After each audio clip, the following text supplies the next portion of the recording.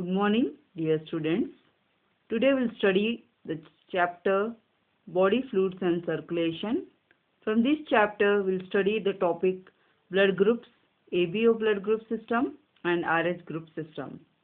So last class we have studied about what are the body fluids. Today we'll study about the blood groups in human. So the blood of human beings differ in certain aspects. So various types of blood grouping of the blood has been done. So there are two types of blood group systems here. ABO blood group system, RH blood group system. Today we will study about ABO blood group system now. Introduction. A blood group, also called a blood type. So the classification of blood is based on the presence or absence of inherited antigenic substances on the surface of red blood cells, that is RBCs. So these antigens may be proteins, carbohydrates, glycoproteins or glycolipids depending upon the blood group system. So ABO blood group system.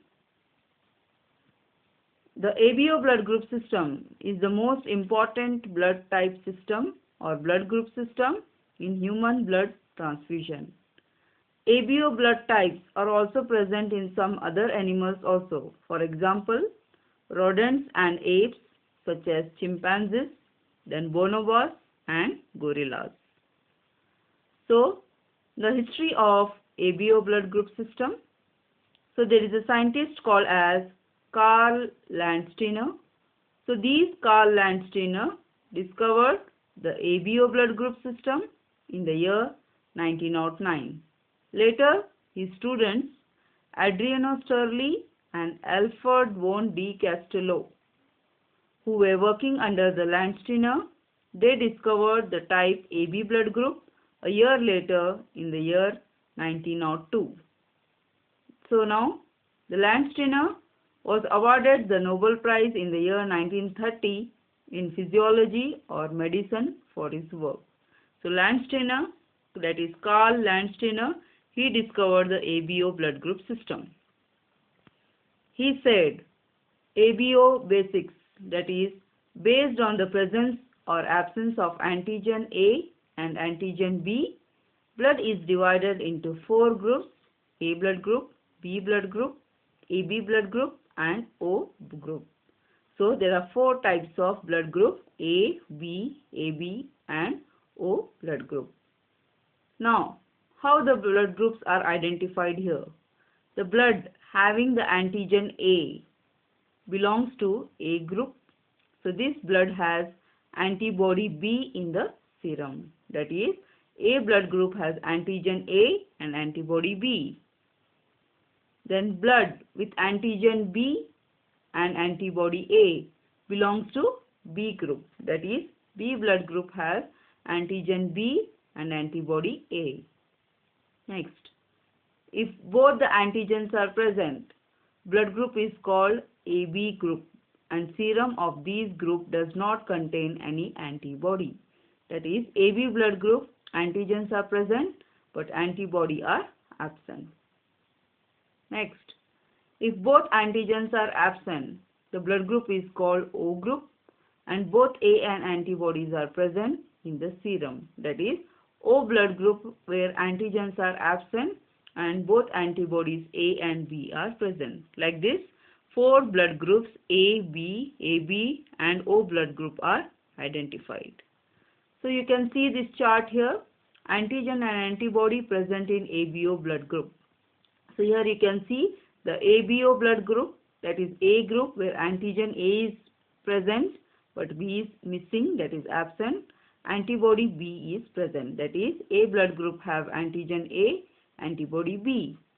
Then B blood group where antigen present is B, antigen missing, that is absent is A and antibody present is anti-A. That is B blood group where antigen is present, that is B and antibody A is present. The next, O blood group where antigen present none, antigen missing A and B. That is, both A and B antigens are absent, only antibody present, that is anti-A and anti-B. Next, AB blood group, where antigen present A and B, antigen missing, that is both A and B are present, antibody present, that is none, means absent. So as I told you, A blood group have antigen A, antibody B.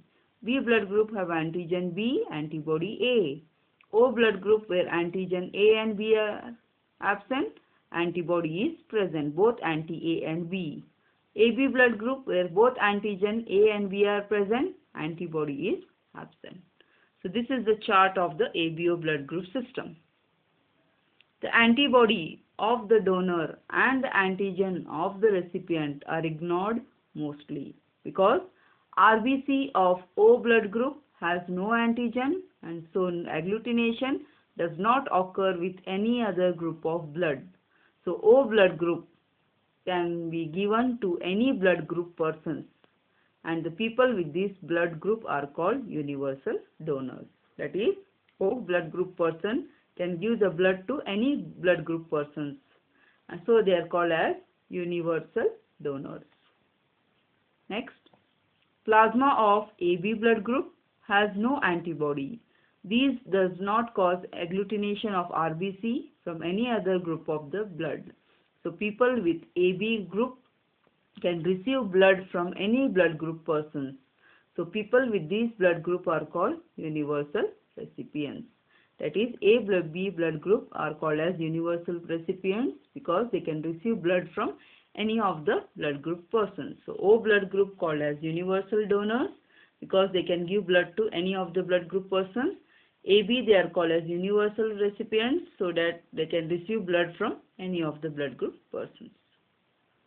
So now we'll study the next system, that is RH blood group system. RH blood group system is one of the 35 current human blood group systems.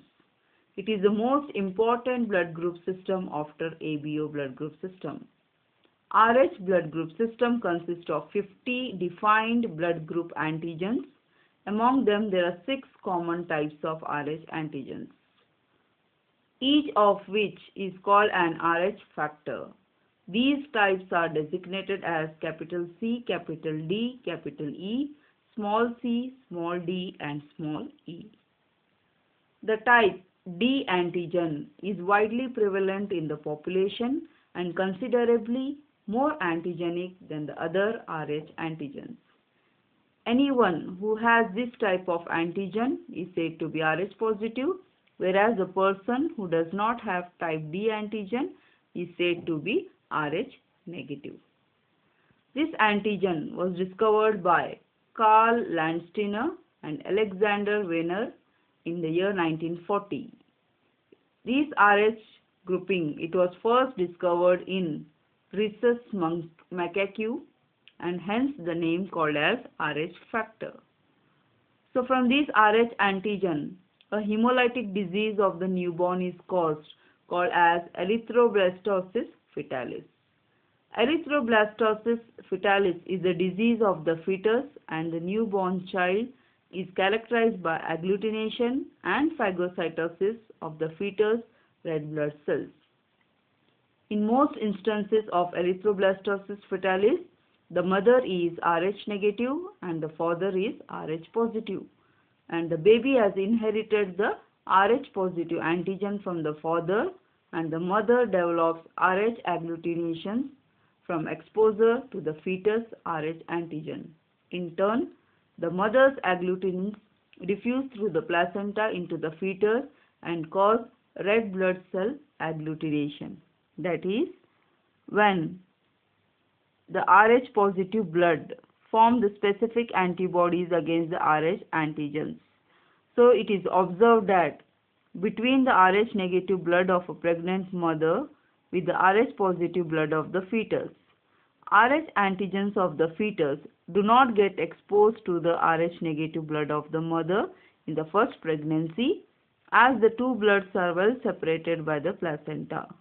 So however, during the delivery of the first child, there is a possibility of exposure of the maternal blood to small amounts of the RH positive blood from the fetus. In such cases, the mother starts preparing antibodies against Rh antigen in her blood.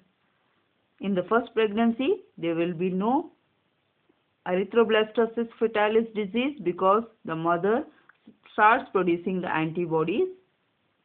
But in case of subsequent pregnancies, that is during the next or the third child, the Rh antibodies from the mother can leak into the blood of the fetus and destroy the fetal RBCs. These could be fatal to the fetus or cause severe anemia and jaundice to the baby.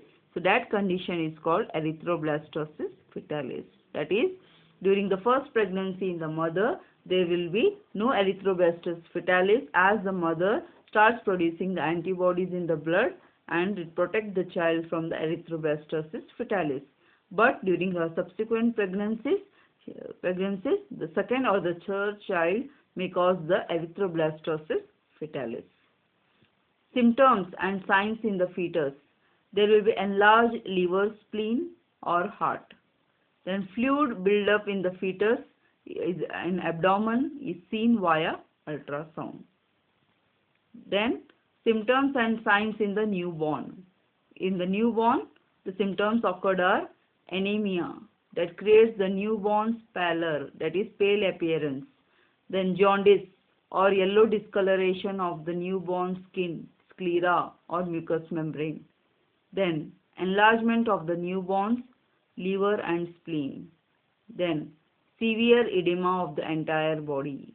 Then dyspnea or difficulty in breathing. So these are the various symptoms caused in the newborn here who is suffering from the erythroblastosis fetalis. So this is about the ABO blood group system and Rh grouping system studied in human beings. Thank you.